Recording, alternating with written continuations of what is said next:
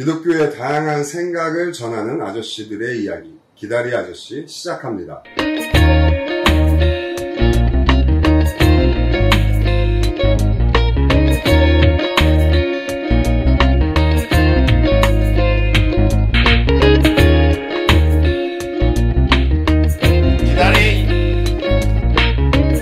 안녕하세요.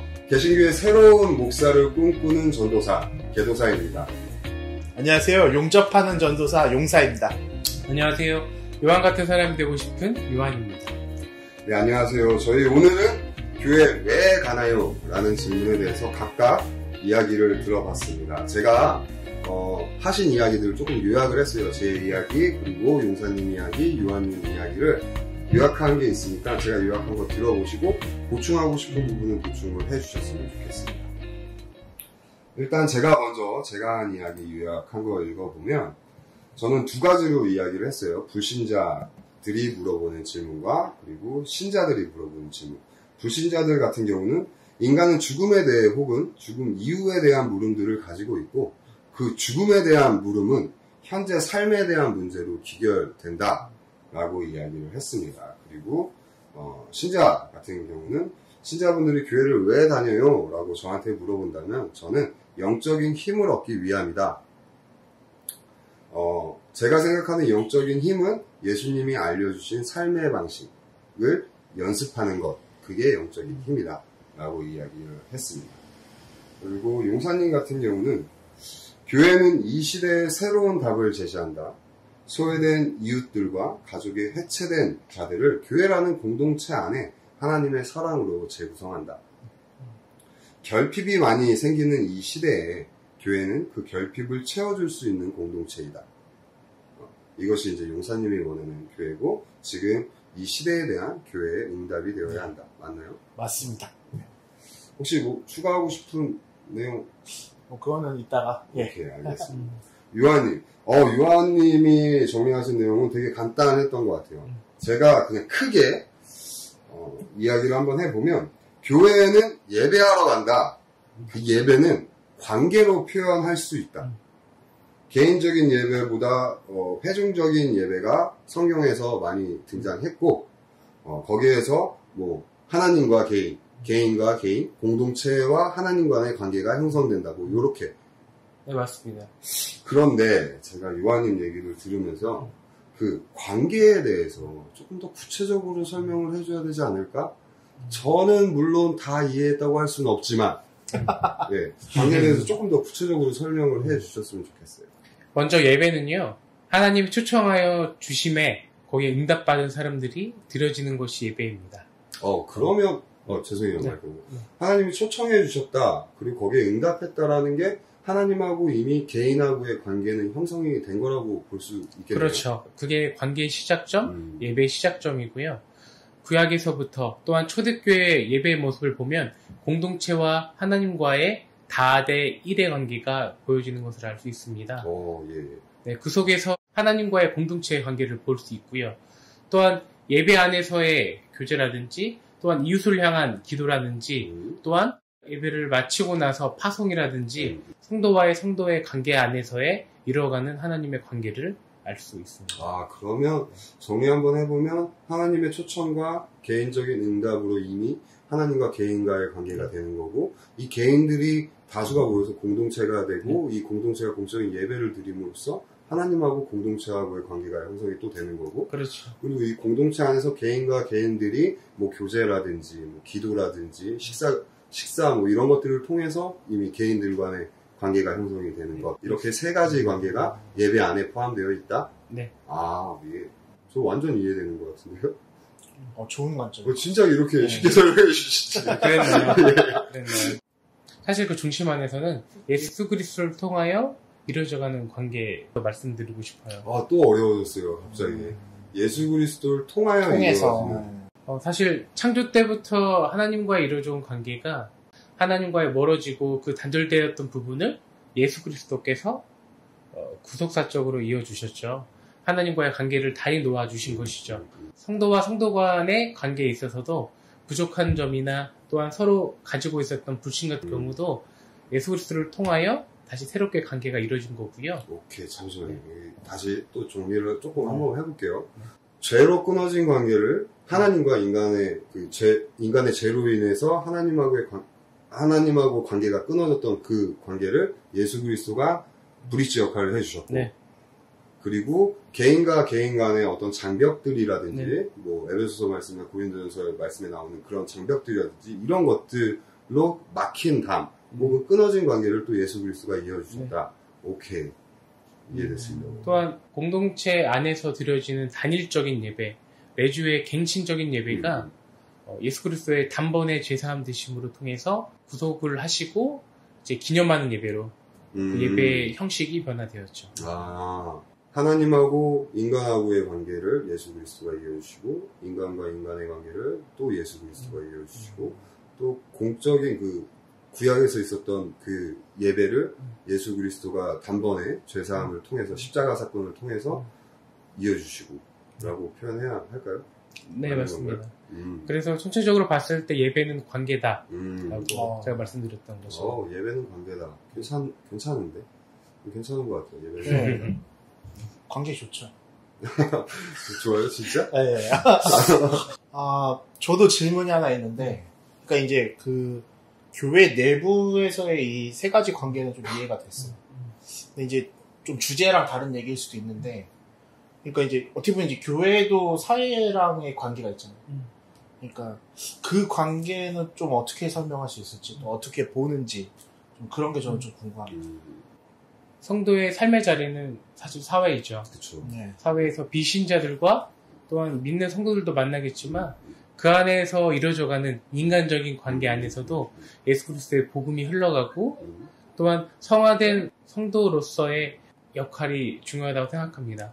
그 사회적인 문제가 단순히 사회 문제로 치부되는 것이 아니라 예배를 통하여 받았던 하나님과의 관계가 일반적인 비신자와의 관계까지 예수 그리스도까지 전해줄 수 있는 그 삶의 자리가 사회로 연결되는 부분으로서 해결되지 않을까 생각합니다. 아까 전에 말씀하신 그 복음이 흘러가고 네. 이제 신자를 통해서 불신자들한테 우리가 예수 그리스도한테 받았던 그 복음이 흘러가고 혹은 뭐 다른 표현을 하면 우리가 하나님하고 예수님하고의 그 관계성들이 그런 것들이 이 불신자들한테 흘러간다라는 표현이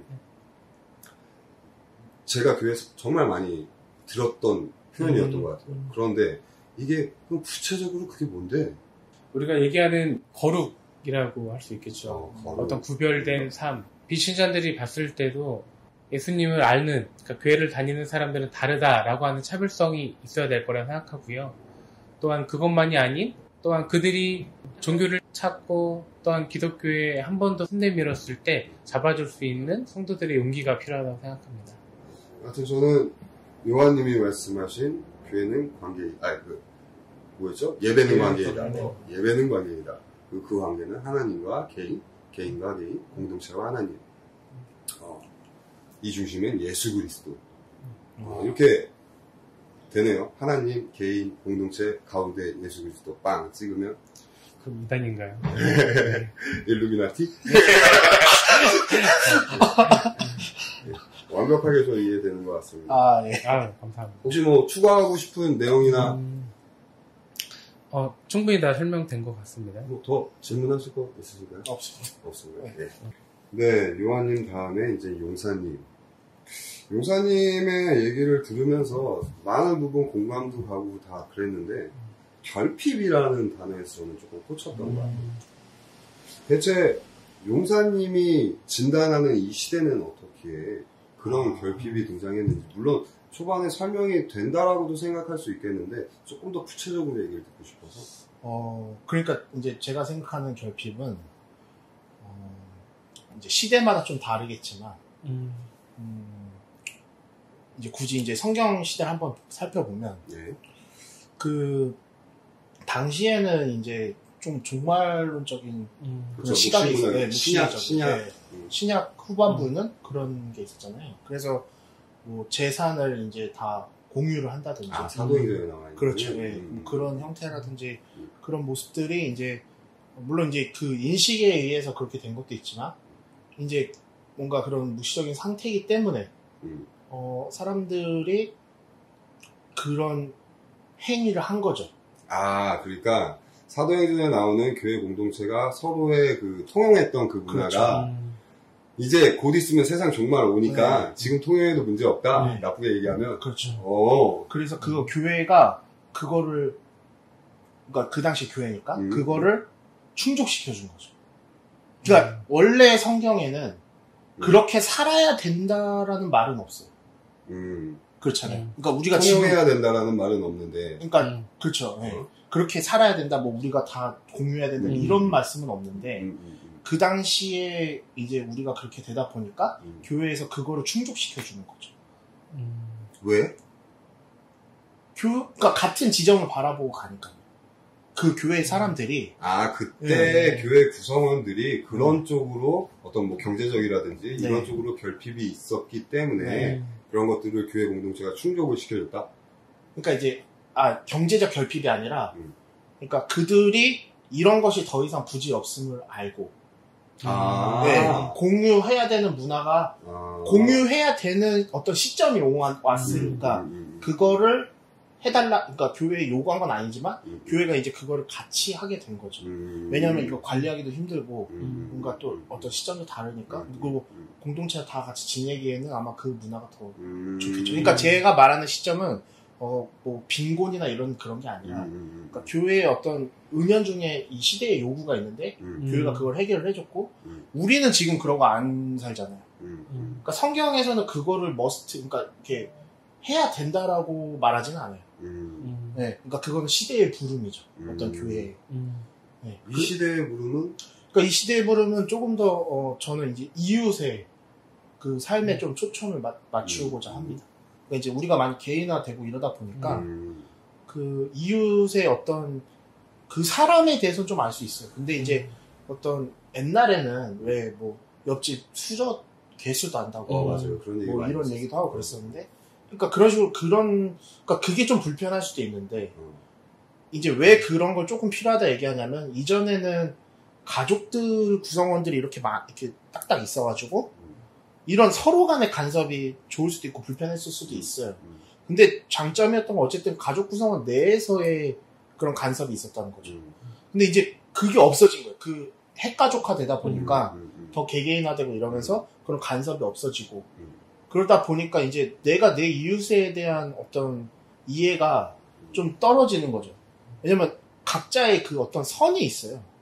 침범하지 않았으면 하는. 네, 바운더리가 있어서 네. 침범하면 사생활 침해죠. 정말 심한 간섭이라든지. 근데 어떤 일정 부분들은 조금 우리가 친구로서 관계가 깊어지면 그런 게 침범이 되기도 하고 뭐 이러잖아요. 그런 것도 안 하는 사람들도 있지만. 근데 제가 얘기하는 건 교회가 그거를 좀 도와줄 수 있다는 게 우리 사회에 좀 소외된 이웃들이 되게 많아요. 그러니까 막 고독사 같은 경우. 그렇죠. 네. 고독사 있고 그다음에 편부모 가정이라고 해서 이제 뭐 한부모 가정 이런 식으로 얘기도 하고.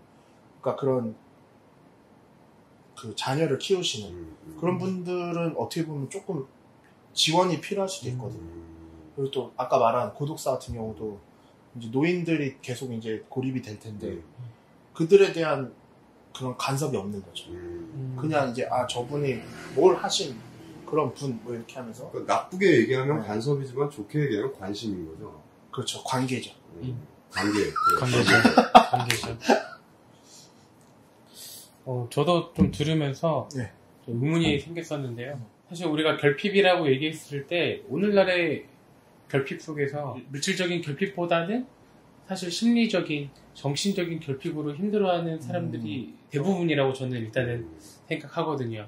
그렇죠. 그런 많은 사람들을 결핍에서 해소시켜 주려고 봤을 때는 정신적인 부분이나 그런 쪽에 더 초점을 맞추지 않느냐가 더 중요하지 않을까라는 생각이 들고요. 또 두 번째로는 사실 물질적인 결핍을 충족해 준다고 해도 또한 새로운 모습으로 나타날 거라고 생각하거든요. 옛날에는 먹고 사는 게 문제였다면 지금 문화적인 것들 또한 결핍이 있을 수 있는 거고 저희들이 계급은 없지만 어떤 부의 어떤 편차에 따른 결핍이 일어날 수 있는 부분이고요.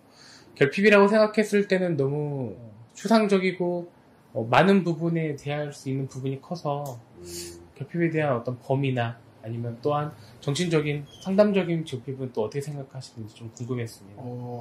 우선은 이제 그 개인의 결핍을 좀 얘기해 보자면 저는 그거 너무 좋다고 생각을 해요. 그러니까 이제 인지가 됐다는 거에 너무 저는 우선은 중요한 시점이라 생각하거든요. 그러니까 요즘은 이제 뭐라 해야 될까 그 정신 상담이라든지 병원에 간다는 거에 대해서 사람들이 그렇게 그런 분위기는 아니에요. 그렇죠. 요즘 정신과 간다고 그러는 건 뭐 옛날에는 좀 뭐 미친놈 취급했고 뭐 취직에 불리하다는 요즘에는 뭐 약 드시는 분들 너무 많고 오히려 그렇게 조금 더 오픈하면서 할 수 있다는 시대가 도래한 게 저는 우선 너무 마음에 들어요.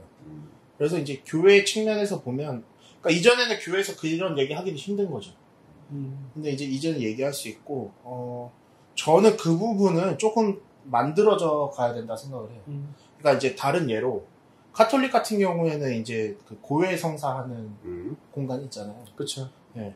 그 공간이 저는 부러웠던 게 뭐냐면 인간이 사실 어떤 지금 하고 있는 카운슬링 같은 것들이 그냥 자기가 얘기해서도 풀리는 경우가 많아요. 네, 상담이라는 것이 어떤 공감과 이런 그쵸. 것만 해줘도 누군가 내 거를 이거 들어준 것만 해도 풀리는 경우도 많고 또 그거를 어쨌든 보장을 해준다는 그 테두리 안에서 할 수 있는 것도 되게 저는 장점이라 생각을 하거든요. 근데 이제 교회에서는 그게 되게 힘들더라고요. 왜? 어떤 문제가 터질 수도 있는 여지도 많고 목사님들은 되게 해결을 하려고 해요. 문제를. 네, 그쵸. 그게 강해요. 근데 사실은 해결이 중요한 게 아니라 지금 당장 나랑 공감을 한다든지 나의 이런 뭐 지금 뭐라 하죠? 뭐 대인기피증, 뭐 공황장애 뭐 이런 것들을 이해해주고 이제 말할 수 있는 그런 사람이 필요한 건데 이제 그걸 해결하려고 하는 시점이 생기다 보면 거기서 삐그덕거리거든요. 네, 그래서 이제 그런 점에서는 우선은 이거 자체가 논의되는 게 너무 좋고 그 결핍들은 저는 좀 복합적으로 가야 된다 생각을 해요. 교회가 전부 할 수 없기 때문에 아까 말한 대로 사회에서 충분히 병으로 고칠 수 있는 부분들은 고치고 또 교회 내에서도 어떤 그런 태도가 필요하겠죠. 교회 내에서도 네. 신학하시는 분들이 특히 여성분들이 기독교 상담학이라든지 그쵸, 상담 많이 하시죠. 정신분석이랑 심리학이라든지 신학을 같이 공부하시는 분들이 많이 계시고 그런 신학자들도 많이 나오고 있으니까 그렇죠. 날이 갈수록 조금 좋아지겠죠. 그래서 그런 부분이 또 강화되는 것도 저는 요즘 목회자한테 어떤 요구되는 어떤 한 지점이 아닌가 좀 그런 생각이 좀 있어요. 그런 사람들이 많아졌기 때문에 강화되는 거고 그렇죠. 많아졌다는 거 이 시대의 문제가 그런 것들에 대해서 갖고 있는 거죠. 문제를 갖고 있다. 그거는 이제 진짜 이 시대가 개인화되고 조금 더 이제 나를 돌아볼 시간이 생긴 거죠. 그 전에 우리 가족을 뭐 이런 거였는데 그게 아니라 나한테 집중하다 보니까 나에 대한 그런 이해와 그 통찰이 생기면서 그걸 병으로 인정하게 되기도 하고 네, 그런 관점이라고 봅니다. 그러니까 용사님이 원하는 교회는 동네 지역교회. 그렇죠. 왜냐하면 아까 말씀하실 때 지금 말씀하신 거로 개인 영상에서 말씀하실 때 비슷한 수준이라는 그런 표현을 썼죠. 쓰셨어요. 비슷한 수준이 이렇게 모여서 이렇게 하는 그런 말씀을 하셨는데 저도 어느 정도 동의는 되는 부분들이 있지만 꼭 그 동네에 산다고 다 비슷한 수준도 아닐 그건 거예요. 아니죠. 또 아까 지역교회가 이렇게 도와줘야 된다고 했는데 진짜 잘 사는 부촌 같은 경우는 또 부촌들끼리 있으면 또 그런 결핍들이 없을 수 있잖아요. 없을 수 있죠. 그럼 그런 교회는 뭘 해야 돼요? 그 교회가 뭘 해야 되냐? 부촌교회는 뭘 해야 되는 거지? 그런 의문도 들고, 이렇게 비슷한 수준끼리 모이면 이상적으로 되게 좋을 것 같은데, 그러면 마땅히 걔네들이 할 수 있는 게 없지 않을까? 라는 생각도 많이 들더라고요. 가난한 사람들끼리 모여서 뭘 도와주겠어? 도와줄 수 없을 거고. 어느 정도 부유한 사람들끼리 모여가지고 무슨 도움을 받겠어? 그러니까 요 질문은 약간 저는 이제 그런 느낌을 받았어요. 뭔가 물질적인 거에 좀 밀착되어 있는 느낌을 받았거든요. 그러니까 제가 얘기하는 도움이란 그런 물질적인 것보다 그러니까 그런 간극이 있어요. 그러니까 최근에 영화 중에 기생충을 보시면 이렇게 어떤 계층 구분처럼 표현을 했잖아요. 난지야, 네. 완전 벙커. 근데 이 밑에 애들은 이 위에 사람들을 어떤 이상형으로 바라보고, 요 또 이 부자인 사람들은 이 밑에 사람들의 존재는 인식하되 이해는 못 하잖아요. 그들의 삶을 상상할 수 있는 능력이 없죠. 그러니까 그런 상상할 능력이 안 되는데, 그러니까 이제 제 얘기는 그거예요. 그러니까 역으로 지금 그 질문은 이 가난한 자들도 부자들을 도와줄 수 없어요.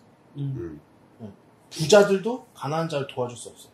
물질적인 거는 도와줄 수 있는데 그 삶이 다르기 때문에 네. 그러니까 저는 이걸 인정을 하는 거예요. 뭐냐면 그러니까 우리 지역마다 그런 스타일이 있어요. 그러니까 그런 걸 인정을 하고 거기서 우리의 결핍들을 채워 나가는 거지. 이 서로 간의 이 차이에서 오는 결핍, 그거에 대한 결핍에는 관심이 없어요.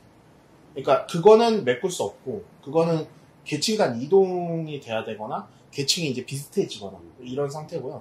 아까 말한 대로 이해를 할 수 없기 때문에 이 가난한 사람도 오히려 역으로 못 도와주는 상황인 거죠. 네. 그래서 물론 이제 그런 건 있어요. 대형교회에서 미자립 교회들 이제 지원을 그렇죠. 하잖아요. 그래서 또 뭐 지교회 개념으로 또 빼는 경우도 있고요. 그런 거는 가능하다 생각을 하는데, 이제 이 깊게 파고드는 뭐 어떤 관계 속에서 나오는 이런 것들은 그 지역 사람들이나 이런 게 더 공감대가 더 가능하고, 저는 그 부분에 있어서 그러니까 이제 이 사람들을 이해해야 된다 이거죠. 따로 보고.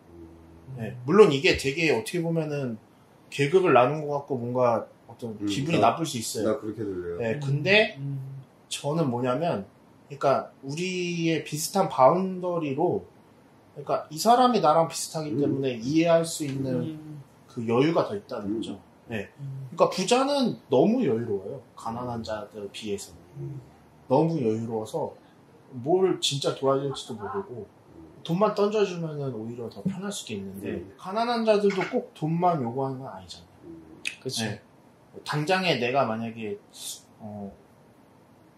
비유를 하자면, 뭐 편부모 가정인데, 내가 지금 당장 내 애를 좀 봐줬으면 좋겠는데, 요즘에 그거 되게 힘든 부탁이잖아요. 아, 그렇죠. 이웃한테. 근데 아시다시피 어렸을 때 뭐 다들 친구네 집 가서 밥 한 끼 먹어본 기억은 있잖아요. 많이 먹었어요. 근데 요즘은 그런 분위기가 아니잖아요. 맞아요. 네, 그래서 신뢰라고. 네, 그러니까 그런 것들이 저는 조금 회복될 수 있다 이거죠. 네. 저는 용사님 말씀에 조금 이해되는 것 같아요. 또한 뭐 지역교회에 맡은 사명이 있다면 또 그 지역교회 안에서 또 이루어져 갈 때 우리가 흔히 말하는 메가처치라는 교회도 나타날 수 있는 거고, 또 메가처치에 또 나름 주어진 하나님의 사명이 있을 것이고, 어떤 방향성이 좀 중요한 것 같아요. 맡겨진 현재 존재하는 교회가 어디를 바라보고 어떤 곳으로 하나님의 복음을 전하고 그렇게 나아갈지를 좀 용사님이 설명해 주실 것 같고요. 네. 제가 생각하는 그 어떤 계층 갈등은 그러니까 부의 분배에서 이제 그런 건데, 그런 거를 굳이 이제 물질적으로 따지고 들자면 대형교회가 그거는 좀 이렇게 나눠줄 수 있지 않나. 네. 왜냐면 필요 이상의 어떤 부가 쌓이기 때문에. 일단 우리 한국에서 지금 말하는 그 계층은 부로 나눈 계층이기 때문에, 그렇죠. 어쩔 수 없이 부적으로밖에 얘기를 할 수가 없는 부분인 거고, 나는 뭐 개인적으로 동의는 안 되는 내용이지만 어쨌든 이렇게. 그러니까 저는 근데 말씀하신 그 상상에 좀 방점을 찍고 싶습니다. 이해를 못하니까 서로. 그래서 나는 그거를 교회가 하는 역할이 다른 사람의 삶을, 그건 뭐 계층이 될 수도 있고 또 내 이웃이 될 수도 있고, 그런 것들을 상상할 수 있는 능력을 키워주는 게 교회의 그것도 방법이 되라고 생각을 하는 입장이었어서, 뭐 어쨌든 전 이해됐습니다. 전 질문 끝. 저도 좋았습니다. 네, 감사합니다. 네, 요한님 이어서 용사님 얘기도 잘 들었고요. 이제 저 남았네요. 사실 죽음 같은 경우는 타 종교도 많은 종교도 죽음에 대해 설명하고 그렇죠. 있어요. 예. 사실 죽음 때문에 교회를 간다라는 어떤 이유라면은 다른 종교가 충분히 대처해 줄 수 있는 부분이라고 생각해요. 그렇죠. 사실 죽음 이후에 뭐 기독교 같은 경우는 죽음 이후부터 사실 시작되는 어떤 그 개념의 새로운 시작이라고 얘기를 합니다. 어떤 신학적 논리가 있죠. 네. 거기에 대해서는 어떻게 생각하시는지 한번. 일단 저는 그 불신자들에 대한 대답을 할 때 죽음을 예로 들었던 건 종교의 필요성이라고 해요. 저는 지금 기독교랑 타 종교랑 다 같이 합쳐서 하나의 종교에 대한 물음들이 죽음으로부터 왔다라고 생각을 해요. 근데 우리가 보면 일단 종교들이 다양한 종교가 있고 아까 전에도 말씀하셨지만 기독교처럼 죽음을 새로운 시작이라고 보는 종교도 있고 죽음은 끝이다 라고 보는 종교도 있고 이렇게 돌고 돈다 라고 생각하는 종교들도 있어요. 이 죽음에 대한 이해들이 각각 다른데 그 중에 나는 기독교를 선택한 이유가 죽음 이후에 뭐 영원한 삶이 있다 혹은 죽음이 새로운 시작이다 라는 거에 매력을 느껴서 왔기 때문에 이렇게 얘기를 했고요. 이 죽음에 대한 이해를 어떻게 가지느냐가 내가 어떻게 삶을 살아가느냐의 방식을 저는 선택한다라고 생각을 했어요. 가령 예를 들어보면 당시 그 구약 성경이 쓰여질 당시에 팔레스타인 지역에 여러 종교들이 있었겠죠. 그 종교들이 있었고 그 종교들에서 우리가 어떻게 태어났는지에 대한 이렇게 내용들이 서술되어 있죠. 하나의 예를 들어보면 똑같이 인간을 창조하는 내용이 들어있는 신화가 있죠. 그쪽에 팔레스타인 지역에. 그 신화랑 우리 그러면 유대인들이 믿었던 야훼 하나님에 대한 신앙의 차이를 생각하면 될 것 같은데 한쪽은 그 신들이 인간을 만든 이유가 신의 씨다발이 역할을 하기 위한 섬기려고. 네. 신이 인간을 만든 이유는 인간이 신을 섬기려고. 그러니까 내가 필요해. 나 밥 질 사람이 필요하고 내 집 지을 사람이 필요하고 그래서 인간들을 만들죠. 그러니까 인간들이 만든 게 뭐예요? 그 신들이 거하는 신전을 만들죠. 신의 집을 지어주고 이런 것들을 하는 인간을 창조한 거죠. 그 당시에 다른 종교에서. 그런데 유대교 같은 경우는 하나님이라는 신이 인간을 창조해 줬는데 인간한테 집을 받으려고 뭐 먹을 걸 받으려고 한 게 아니라 인간들을 위해서 에덴 동산이라는 집을 지어주고 아까 전에 말씀하신 그 관계 맺기 위해서 창조하셨다라고 얘기를 하죠. 맞아요. 이 두 개의 믿음이 어찌 보면은 뭐 말만 다르지 할 수 있는데 어느 종교를 믿느냐가 이제 삶의 방식을 결정할 수밖에 없는 거예요. 전자 같은 경우 신이 인간을 만든 이유가 인간이 신을 섬기는 게 당연한 게 되는 거죠. 이제 인간의 존재 목적은.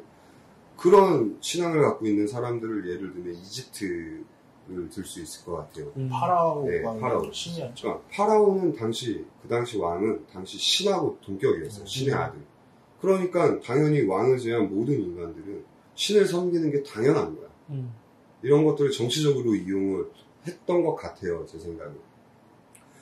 그러니까 그들은 내가 왕이 아니면 왕을 섬기는 존재로서 살아가다가 삶을 마무리하면 끝인 거야. 그런데 거기에 기독교는 유대교, 구약 성경은 야훼 하나님은 아니라고 얘기하는 거죠. 모든 인간이 동등하다. 이렇게 모든 인간이 동등하다라고 생각하는 사람들과 이렇게 섬겨야 된다. 왕하고 이렇게 구별지어서 이렇게 생각하는 사람들의 삶의 방식이 저희가 생각하기엔 같을 수 없다라고 그렇죠. 맞습니다. 이거랑 비슷하게 죽음에 대해서도 내 죽음이 여기서 끝이다 라고 생각하는 사람들과 이게 돌고 돈다 라고 생각하는 사람들 또 죽음 이후에 하나님의 나라에서 우리가 영화롭게 살아간다 라고 생각하는 사람들의 삶이 같을 수가 없다 라고 저는 생각을 했습니다. 추가 질문 드릴까요? 그런데 요즘 그러니까 무신론자들을 보면은 그들의 삶에서 사실 기독교가 필요하지 않죠. 그렇죠. 죽음에 대해 생각하지 않는 경우도 있고.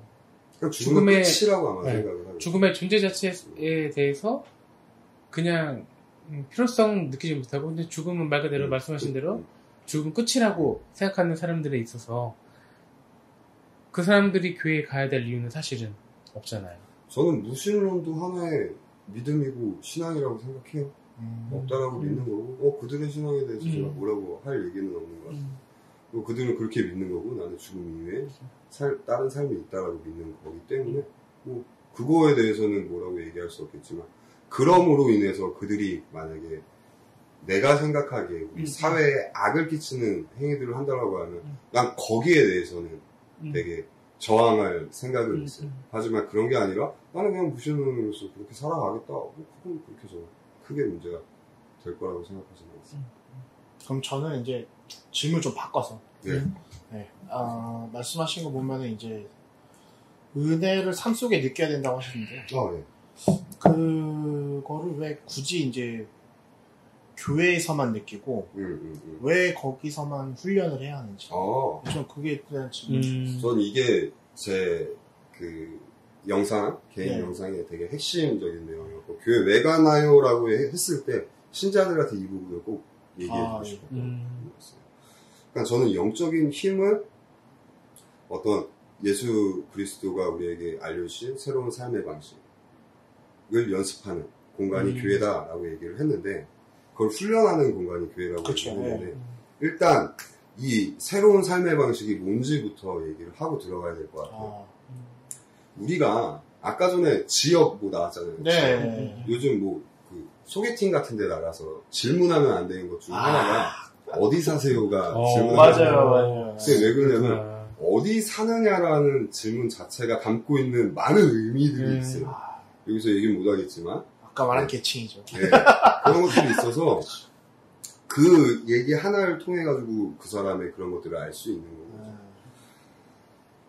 이게 단면적으로 보여주는 게 저는 우리 지금 시대의 가장 나쁜 점, 우리 시대가 너무 당연하게 생각하고 있는 나쁜 점을 이 질문 하나가 보여주고 있다고 생각하는데 우리는 너무나 사람들을 대하거나 사람들을 만날 때 그 사람의 어떤 외적 조건들, 이 사람이 어디 사는지, 직장이 뭔지, 차는 뭔지, 어떻게 생겼는지, 잘생겼는지 못생겼는지 이런 어떤 외적 조건들을 따지고 이 외적 조건들에 특정한 가치를 부여를 하고 이 조건들을 따짐으로써 내가 대하는 방식이 달라져요. 네. 뭐 다들 어느 정도 공감하시죠? 공감하죠. 네. 근데 그거 어느 정도 맞는 그게 생긴 거가 뭐 그런 얘기 하잖아요. 네. 너무 생긴 게 그렇게 생겼어. 특히 우리 한국은 지하철 가면 성형 관련된 광고들이 너무 많잖아요. 이런 것들을 보면은 그 정도로 외적 조건들을 너무나 당연하게 생각을 하고 있는데 복음서를 통해서 예수님의 공생의 기간을 쭉 살펴보면 사람들의 외적 조건들이 중요하지 않다라고 얘기하셨던 것 같아요. 그렇습니다. 네. 왜냐면 그게 중요했다라고 그러면 예수님하고 같이 동행했던 사람들이나 예수님이 함께 어울렸던 사람들이 외적 조건이 되게 좋은 사람들하고 계셨을 텐데 그렇죠. 그러지 않고 소외된 자들, 약자들, 병자들, 고아와 가부들 이런 사람들하고 함께 하셨기 때문에 예수님이 우리한테 하나님의 그 삶의 방식을 우리한테 알려준 거죠. 그렇죠. 내가 하나님이 원하셨던 삶의 방식은 너희들이 외적 조건을 따지는 게 아니라 그것들이 중요하지가 않고 너희 그냥 그 존재 자체만으로도 가치가 있어 라는 걸 예수님의 공생의 삶을 통해서 우리한테 보여주셨어요. 그리고 예수님께서 우리를 불러주실 때 교회 구성원으로 나를 당신의 자녀로 불러주실 때 우리가 흔히 이런 얘기 쓰잖아요. 아무 조건 없는 은혜, 무조건적인 사랑. 이걸 바꿔 얘기하면 조건 없는, 조건을 따지지 않는 그렇죠. 그 사랑과 그 은혜로 우리를 불러주셨단 말이죠. 그러니까 그렇게 부르심을 받은 사람들이 모인 공동체가 교회라는 공동체예요. 그렇게 부르심을 받은 사람들. 그러니까 그 공동체의 삶의 방식은 아무 조건 없는 은혜의 방식이라는 것이 아주 기본 전제로 깔려 있는 건 거죠. 그런데 내가 한국 사회에서 살아갈 때는 아무 조건 없는 그 은혜의 방식이 작동하기가 쉽지가 않아요. 이걸 하면 미친놈이지. 기본적으로 탑재하고 하시는 분들 많이 못 봤어요. 그렇기 때문에 내가 훈련한다라는 표현을 썼잖아요. 우리 아까 전에 뭐 죽음 관련돼서도 얘기했지만 우리는 죽음 이후에 하나님의 나라라는 어떤 영원한 삶을 살 건데 이 하나님의 나라의 삶의 방식이 뭘까? 라고 그냥 생각했을 때, 하나님이 우리에게 알려주신 것들을 성경을 통해서 예수님의 삶으로 보여주신 그 방식, 그게 아마 하나님 나라의 방식이지 않을까. 그쵸. 그럼 나는 이 방식에 익숙한 삶에, 이 방식에 익숙해져야 나중에 영원한 삶을 살 텐데, 내가 좀 더 편하게 살 수 있지 않을까? 이런 생각들. 그러니까 하나님의 은혜의 방식, 아무 조건 없는 그 은혜의 방식을 세상보다는 교회가 연습하기 훨씬 더 편하다. 이거는 게임으로 비교할 수 있어요. 카오스라는 게임 혹시 알아요? 아시죠? 네. 혹시 리그 오브 여기서 아재력이 나옵니다. 네, 그렇죠. 리그 오브 레전드라는 게임 알아요? 네, 알기만 합니다. 네. 둘의 공통점이 뭔지 아시나요? 게임 둘 게임의 성이 비슷하죠. 성이 비슷하죠. 나의 영웅 레벨을 키워서 아이템을 장착한 다음에 상대편 건물을 뿌개는 거예요. 게임 방식이 너무 비슷해. 그런데 카오스에서는 창고라는 게 있어요. 창고라는 게 순간이동을 막 해. 그렇죠. 그래서 아이템을 싸우는 도중에 막 넣었다 뺐다 할 수 있단 말이에요. 공급이 바로 네. 근데 리그 오브 레전드는 창고가 없어요. 무조건 마을로 가야죠. 무조건 마을로 가서 아이템을 사야 돼요. 그러니까 그 삶의 방식이, 그 게임의 방식이 큰 틀에서 보면은 비슷한데 세부적으로 들어가면 완전 달라요. 근데 내가 카오스 매니아였단 말이에요. 사람들이 다 롤로 넘어간 거야, 리그 오브 레전드로. 처음에 제가 거기 가서 그 창고 없음에, 창고 하나가 없는 건데 그 창고 없음 때문에 엄청 버벅댔어요. 엄청 불편했고. 그런데 지금 그 창고 없는 게 익숙해지다 보니까 카오스 게임을 다시 지금 하면 창고가 익숙하지가 않은 거야. 그렇죠. 그러니까 내가 어디에 소속돼서 어떻게 살아가느냐가 내 삶의 그 방식, 패턴들을 어느 정도는 익숙하게 만들 수 있다. 지금은 예수님의 그 아무 조건 없는 은혜의 방식이 되게 낯설지만 교회라는 공동체는 그게 근본적으로 공유하고 전제된 사람들이 모인 곳이기 때문에 세상보다는 그런 삶의 방식을 연습하기 훨씬 더 쉽고, 그리고 교회라는 공동체 자체가 뭐 우리가 부자가 온다고 뭐 10배 좋아하고 가난한 사람이 온다고 1배 좋아하고 그런 거 아니잖아요. 어떤 영혼 하나만 돌아와도 우린 다 너무 기뻐하잖아요. 그렇죠. 네.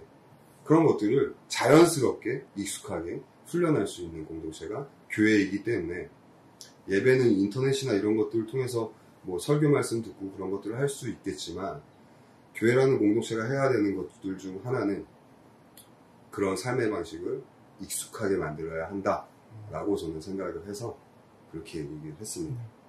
근데 사실은 그 훈련이 사실 내적 훈련이 더 크지 않나라는 저는 좀 그런 생각이 들었어요. 우리가 살아가면서 신앙에 대한 미스터리나 물음표를 가지고 수 있는 부분들이 있잖아요.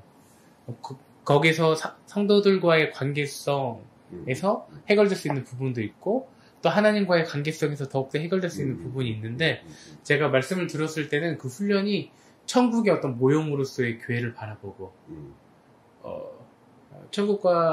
천국에서의 생활과 대치되는 훈련이라고 좀 많이 느꼈거든요. 그게 어떤 생활로서 드러나는 것이고.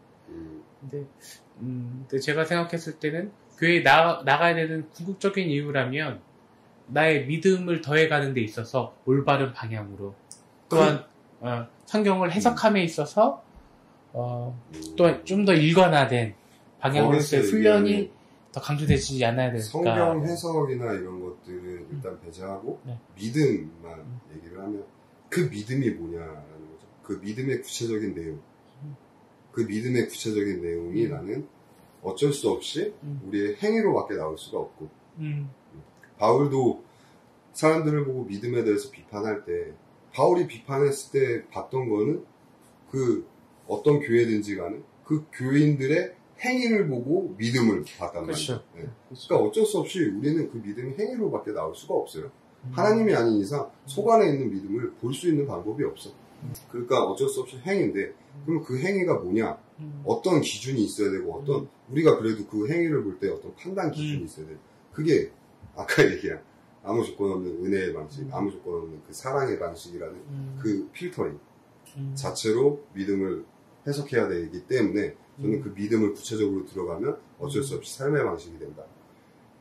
저는 우리가 보라 새로운 피조물이 되었도다. 바울이 얘기하잖아요. 그 새로운 피조물이 뭐냐라는 거지. 나는 거기에 이전까지의 삶의 방식을 버리고 예수 그리스도가 알려주신 삶의 방식을 갖고 오는 거야. 그리고 그 방식대로 살아가려고 하는 것. 그게 새로운 피조물이 되었다라고 얘기를 해요. 그리고 그렇게 살아갈 수 있는 그 힘은 예수님이 성령을 보내주셔서 우리 안에 있다. 다만 우리가 아직 익숙하지 않아서 그렇다. 라고 저는 생각을 하는 거죠. 이 정도면 이게 네.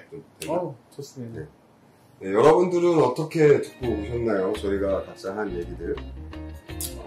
다들 이제 개인 영상만 봤을 때는 질문도 많았고 이해도 잘 안 되고 납득도 안 됐던 것 같은데 아무래도 우리가 너무 전문가들은 아니니까. 첫 촬영이니까요. 아직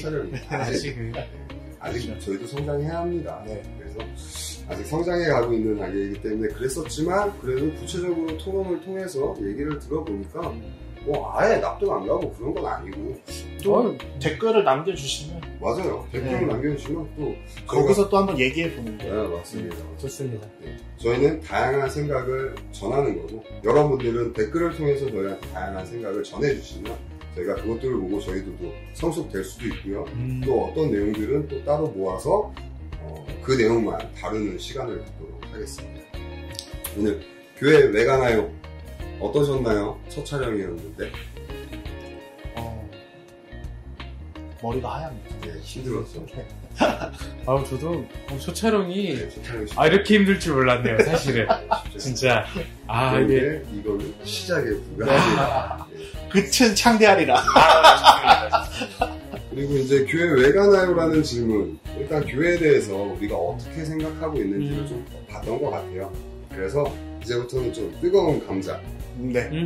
교회 안에서 이런 뜨거운 감자를 다뤄보려고 합니다. 다음 주 저희가 할 주제는 헌금 왜 하나요? 헌금 왜 하나요? 교회에서 헌금에 대한 돈이 관련되었기 때문에 아주 예민한 부분. 헌금 왜 하나요? 에 대한 저희들의 생각을 각각 나눠보도록 하겠습니다. 헌금 왜 하나요? 한 주만 기다려주세요.